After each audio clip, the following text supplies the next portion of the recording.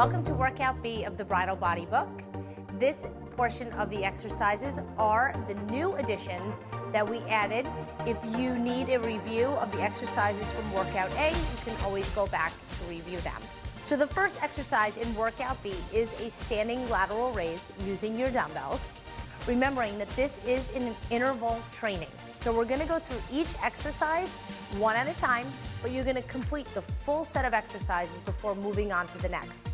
Remembering to take breaks when you need to, but taking 1 minute in between each round of the full portion of the training. So the first exercise is the standing dumbbell lateral raise. You're gonna stand with your dumbbells at your side. You're gonna raise your arms to a T position, so making sure that the wrists and the shoulders are in a line, bringing it back down to starting position so the dumbbells do hit the thigh, and bringing it back up to that T position, and bringing it back down nice and slow, and raising them back up, doing 12 to 10 reps. Okay, so ladies, pick up your dumbbells,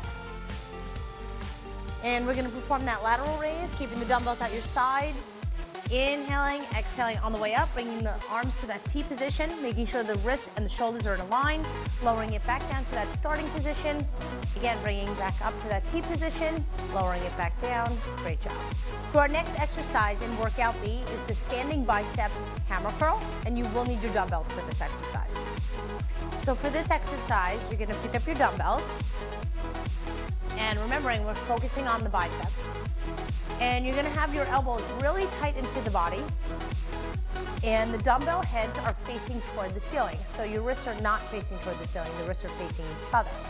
So you're going to curl and squeeze the biceps, bringing the dumbbell top to the shoulders, slowly releasing down so that the lower part of the dumbbell is hitting the thigh, and bringing it back up to that curled position. Slowly lowering down again to starting position and curling back up so that the dumbbells into the shoulders.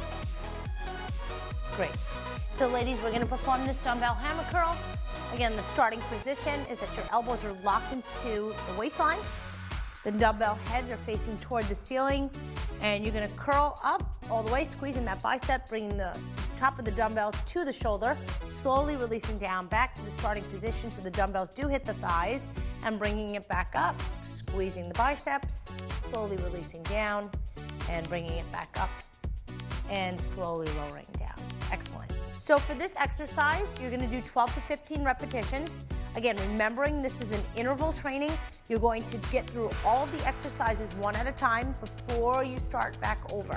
So the next exercise that we're gonna do at Workout B is a tricep dumbbell kickback. So for the next exercise, which is the tricep dumbbell kickback, you're going to need your dumbbells. And I'm gonna do it at this angle so that you can see the proper form.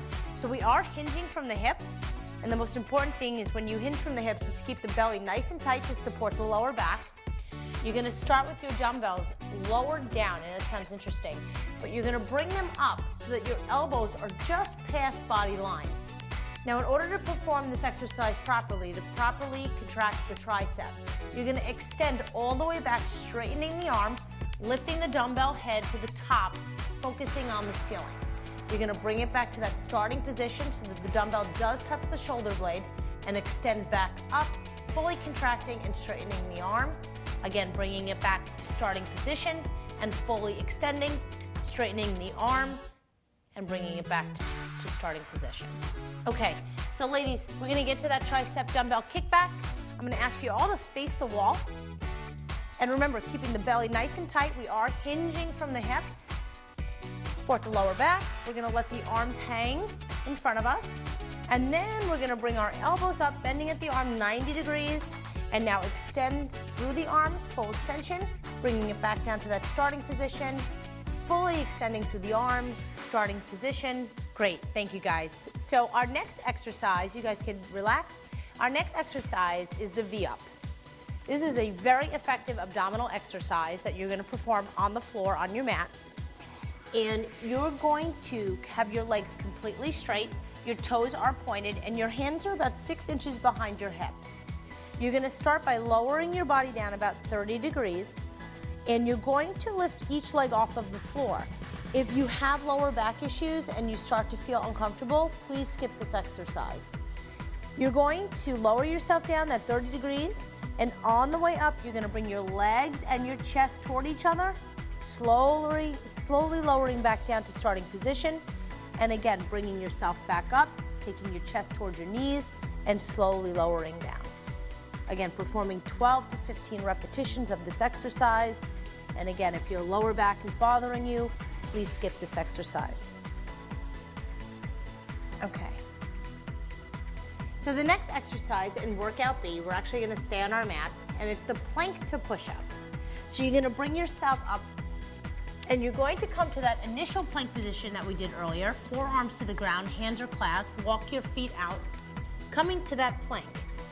From here, you're actually going to come up to the top of a push-up position, using your right arm first, and bringing yourself to the top of a push-up. You're gonna bring yourself down to that plank position, and then using the opposite arm, you're gonna bring yourself back up to the top of a push-up position. Again, alternating each time you do this exercise, and again, repeating, coming back from plank up to the top of a push-up. Okay, so ladies, let's get into that plank position that we were in earlier. Stepping our feet back, making sure the head and tail are in a line. And now from here, using your right arm, push up to the top of a push-up position, coming down to that plank position, coming on the opposite arm, up to that push-up position, and then back down to plank. Remembering 12 reps on this exercise. The next exercise in workout B is called walking lunges. You will need your pair of dumbbells for this exercise. Great, so relax. Now, in order to do your walking lunges, you can use the dumbbells or you don't have to. I'm gonna use them today. We're gonna start with our feet together, and the most important thing is that you remember that the 90-degree angle in your legs matter because that's what keeps your knees safe. So we're gonna start with our right leg, and we're gonna bring our right leg forward into that lunge position, making sure the knees don't go over the toes, and that the back and the front leg are both in the proper 90-degree angle, taking the back leg to meet the top. And now we will take our left leg forward and come into that lunge position, again, making sure the 90-degree angle is there and bringing the back leg to meet the top. Okay, so Nikita, we're gonna grab your dumbbells and we're going to demonstrate the walking lunges. Again, we're gonna start with our feet together, remembering the 90-degree angle when we step our right leg forward first. Coming into proper lunge position, bringing the back leg to meet the front leg, and now we'll take our left leg forward, remembering that 90-degree, and bringing the back leg to meet the front, and we'll do one more time. Good, remembering to alternate the legs for 15 to 20 repetitions. Great, so the next exercise in workout B is called a glute bridge. You will be on your mat for this exercise. So we're gonna go back to our mats for this one. And we're going to lie down, again, on our mat. And we're gonna keep our legs up and our feet hip-width apart. Our hands are at our sides and our heels are digging into the ground. We're gonna take our hips toward the ceiling, leaving our feet on the floor and the hands planted to the ground, squeezing the glutes and the hamstrings on the way up, slowly lowering down to that starting position. Again, inhaling and pushing our hips toward the ceiling, and exhaling, lowering down to that starting position. Great. Okay, so we're gonna get onto our backs on our mat in that position for glute bridges. Again, remembering to keep the feet hip-width apart. The hands are at our sides. We're planting our feet and our hands into the mat. We're going to lift the hips toward the ceiling, squeezing the glutes and hamstrings, slowly lower down, pressing into the heels and the hands, lifting the hips toward the ceiling, squeezing the glutes and hamstrings, and slowly lowering down. Great, so the next exercise in workout B is our stiff-legged deadlift, and we're gonna get off of the mat and stand up, and we are going to be using our dumbbells for this exercise. So I'm going to demonstrate it. You're gonna start with your feet all the way together, and you're gonna tighten through the knees. So you're actually almost pretending that you're painting the back of the knees toward the wall. You're also hinging from the hips again, so you wanna make sure that your belly's nice and tight to protect your lower back. The dumbbells are right in front of you at your thigh. You're going to hinge down, not bending the knee, bringing the dumbbells right to the shin, and coming back up to a standing position, squeezing the glutes and hamstrings as you come up to starting position. Again, coming back down, lowering the dumbbells to the shin, and coming up to a full standing position, squeezing the glutes and hamstrings as we come up. So Jen's gonna demonstrate this exercise.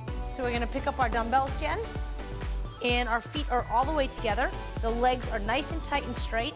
We're gonna take our core belly in nice and tight and to protect our lower back, and we're gonna hinge forward, lowering the dumbbells toward the shin, coming up to a standing position, squeezing the glutes and hamstrings on the way up. Again, lowering down, keeping the belly nice and tight to support the lower back, only coming down to a 90-degree and coming up to stand, squeezing the glutes and hamstrings. From here in workout B, we're going to go on to our cardiovascular pieces of this exercise training. And the first exercise that we're going to demonstrate is the jump rope. So we're all gonna put our dumbbells to the side and grab our jump ropes. And I always tell my clients that if the jump rope becomes a problem for you and it's hindering the actual exercise, you can actually simulate this, so we'll show it in two different ways. So you're gonna start with your jump rope behind you, and you're gonna perform a regular jump rope at your speed, at your comfort level.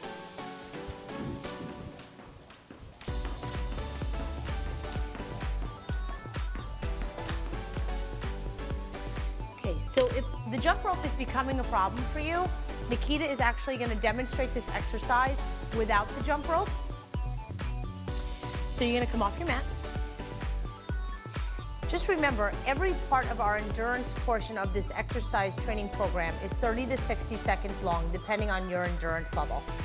So Nikita's going to actually jump rope without a jump rope, keeping the elbows at the side, pretending she actually has the equipment with her. And this is just for those who are tripping over their jump rope, who aren't the average jump rope person. You get the same cardiovascular effect. So Nikita, you can stop jumping, and we're gonna trade our jump ropes now for our kettlebells. And so the next exercise in workout B that we'll be doing right now is the kettle swing. So in order to do a proper kettlebell swing, you're gonna actually take your feet a little bit wider than hip width apart. Your toes are always facing forward, and you're gonna hold the kettlebell at the top, letting it hang in between the thigh area. You're going to bring your hips back, bringing the kettlebell through the legs and bringing it up to the face. You're gonna repeat this in a cardiovascular fashion, a little bit faster than normal. Remembering only to bring the kettlebell to the face and not overhead. Remembering to thrust the hips forward and bringing the kettlebell through and back for 30 to 60 seconds. So Erin is going to perform the kettlebell swing using her 5-pound kettlebell. So again, that hip width position, a little bit wider, toes are forward, kettlebell is hanging in between the thigh area. She's going to come down to that squat position, bringing the kettlebell through the legs and bringing it up to the face, and repeating that for 30 to 60 seconds. So ladies, thank you. Great kettlebell swings. Our next cardiovascular exercise and the last exercise in workout B is running in place. So for running in place, I do want to demonstrate two options. One is the higher intensity option and one is the lower intensity option. For the high intensity option, I'm going to ask you to bring your knees up towards your chest and actually perform a running arm swing that looks like this. For the low intensity version, which will keep your heart rate at a more moderate pace, you would actually perform a jog in place where you take your heels toward your butt and you keep your hands at your sides. So we're going to put down our kettlebells, and Jennifer's actually going to demonstrate the high and low version of our running in place. So we're going to come off our mat. She's going to do the high intensity first, bringing the knees up and the arms in full arm swing fashion. And now to demonstrate the low version, we'll keep our hands at our sides and we will actually do a running jog in place where the heels come up and touch the glutes. Again, this is a 30 to 60 second exercise depending on your endurance level. Great, Jen. So you can stop. And congratulations, that concludes our Workout B in the Bridal Body book.